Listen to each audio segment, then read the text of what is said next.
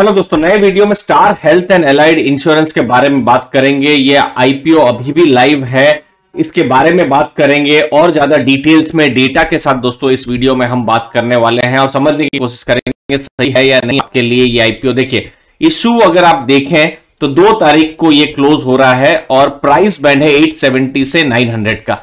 16 share का lot है, मतलब अगर आप इन्वेस्टमेंट करते हैं रिटेल इन्वेस्टर के अगर आप हैं तो 14,400 रुपीज का आपका इन्वेस्टमेंट रहेगा।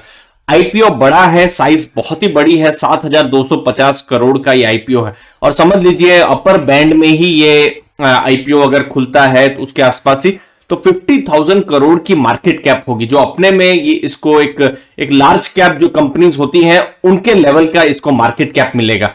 2,000 करोड़ का फ्रेश इशू है, मतलब जो पैसा होगा वो कंपनी के फर्दर ग्रोथ में वो इन्वेस्ट होगा और बाकी का ओएफएस है। अब डे 2 के ये डेटा है यहां पर, जहां पर मैं देख पा रहा हूं रिटेल जो इन्वेस्टर्स हैं उन्होंने 0.89 टाइम्स उन्होंने सब्सक्राइब किया हुआ है। फिर जो दूसरे इन्वेस्टर्स हैं जैसे एनआईआईज है, जो एचएनआईज जो कहा जाता है, जो 2 लाख से ऊपर का इन्वेस्टमेंट करते हैं वो, और फिर जो क्वालिफाइड जो इन्वेस्टर्स हैं क्यूआईबीज जो बड़े म्यूचुअल फंड्स हैं, इंश्योरेंस कंपनीज, एफआईआईज है, तो उनका लगभग ना के बराबर बहुत ही मिनिस्क्यूल उनका अभी भी यहां पर सब्सक्रिप्शन है। तो ये एक चीज है, बट हाँ डे 3 में बहुत सारी चीजें चेंज हो सकती है, तो इंटरेस्टिंग रहेगा डे 3 में कैसा यहां पर मूवमेंट रहता है। अब देखिए बिजनेस के बारे में समझते हैं, चूंकि हेल्थ इंश्योरेंस की कंपनी है। अब देखिए यहां पर प्रीमियम रिटर्न अगर आप देखेंगे फाइनेंशियल ईयर 19 से 21 में तो 31% का ग्रोथ हुआ है। एयूएम अगर आप उनके इन्वेस्टमेंट्स की अगर आप बात करेंगे तो इन्वेस्टमेंट्स भी 50% यहां पर ग्रोथ हुआ है। प्रॉफिट्स की अगर आप बात करते हैं तो 128 करोड़ से प्रॉफिट्स जो है फाइनेंशियल 19 में था तो 826 करोड़ का लॉस हुआ है और इस बार भी जो 6 महीने हैं अप्रैल से सितंबर 6 महीने 380 करोड़ का लॉसेस है।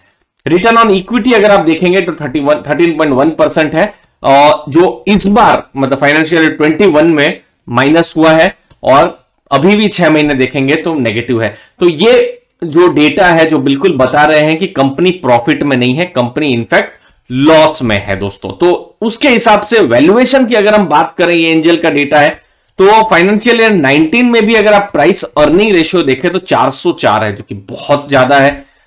FY20 में भी 200 के आसपास है और अभी तो अर्निंग है ही नहीं, तो फिर पी रेशियो कुछ निकलेगा ही नहीं, क्योंकि अर्निंग जो है वो नेगेटिव हो गई। हमने देखा ना, लॉसेस है तो लॉसेस है तो फिर अर्निंग नहीं है तो पी रेशियो निकलेगा ही नहीं।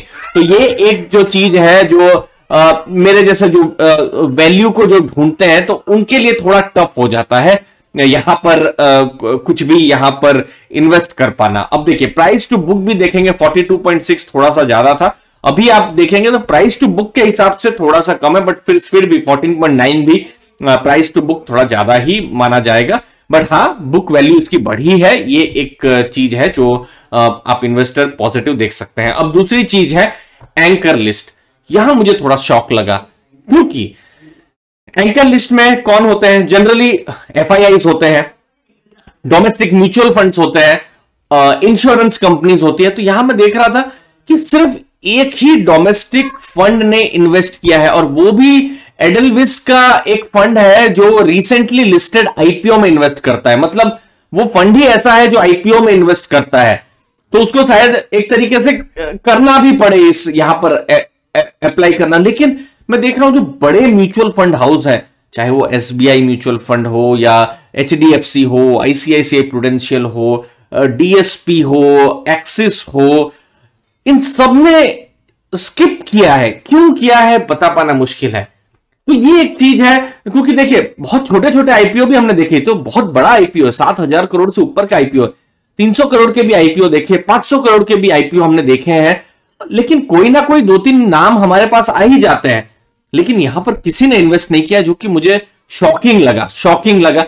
लेकिन दूसरी जगह में अप्लाई किसने किया है? एफआईआईज ने अप्लाई किया है। तो गवर्नमेंट ऑफ सिंगापुर है, मॉनिटरी अथॉरिटी ऑफ सिंगापुर और बाकी बहुत सारे डीआईआईज हैं, उन्होंने सॉरी ये एफआईआईज होगा, सॉरी वेरी मच, आपसे माफी मांगता हूं, ये एफआईआईज होगा। तो जो एफआईआईज जो है उन्होंने अप्लाई किया है। दूसरी जो इंश्योरेंस कंपनीज है उन्होंने भी अप्लाई किया, SBI life, HDFC life, max life, भारतीय एक से उन्होंने भी अप्लाई किया। तो एंकर लिस्ट से मुझे बहुत ही मिक्स सिग्नल्स मिल रहे हैं। म्यूचुअल फंड का अप्लाई ना करना मुझे ये समझ में नहीं आ रहा है अगर मैं बात करूं तो। बाकी रिस्क की बात करूं तो कंसंट्रेशन रिस्क है, 88% बिजनेस रिटेल हेल्थ इंश्योरेंस में है और वो रहेगा भी क्योंकि उनका बिजनेस उसी साइड में ही है। पेंडेमिक के कारण बिजनेस डिस्टर्ब हुआ है, तो आप जो देख सकते हैं कि लॉसेस हुए हैं कंपनी को पिछले साल में, तो पेंडेमिक का बहुत बड़ा यहां पर है और अभी भी उन्होंने लॉस बुक किए हैं फाइनेंशियल ईयर 21 में अभी भी, तो एक लॉस मेकिंग कंपनी है। अब यहां पर लॉस मेकिंग कंपनियों में भी जैसे मैंने कभी कुछ पास्ट में इन्वेस्ट किया हुआ है लेकिन मुझे टर्न अराउंड का सिग्नल दिखे। लेकिन ये देखिए एक आईपीओ है, आईपीओ में सभी कंपनियां नहीं है, पुरानी कंपनियां जो है जैसे मे बी आप भारतीय एयरटेल या फिर टाटा मोटर्स ले ले, बहुत लंबे समय से है, तो उनके बिजनेस की हमको ट्रेजेक्टरी हिस्ट्री थोड़ा पता चलता है। तो यहां पर अभी भी जो डेटा है आना मुझे लगता है वो कंफर्ट जो है जो मेरे जैसा इन्वेस्टर थोड़ा सा नहीं बन पा रहा है, तो वो एक रिस्क है जो मुझे लगता है दोस्तों।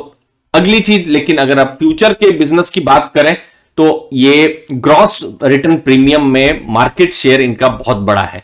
अगर आप देखेंगे 16% का मार्केट शेयर है जो कि बड़ा नंबर है। यूनाइटेड इंडिया नंबर 2 में है, फिर नेशनल इंश्योरेंस नंबर 3 में है, ये हेल्थ इंश्योरेंस की मैं बात कर रहा हूं। फिर ओरिएंटल इंश्योरेंस है 8%, फिर एचडीएफसी अर्गो है 6%, तो वो उस हिसाब से है। न्यू इंडिया एश्योरेंस आप देखेंगे तो सबसे बड़ा प्लेयर है, उनका लगभग 18% है। तो प्रीमियम के हिसाब से देखें तो ये टॉप की कंपनीज में इनका नाम आता है।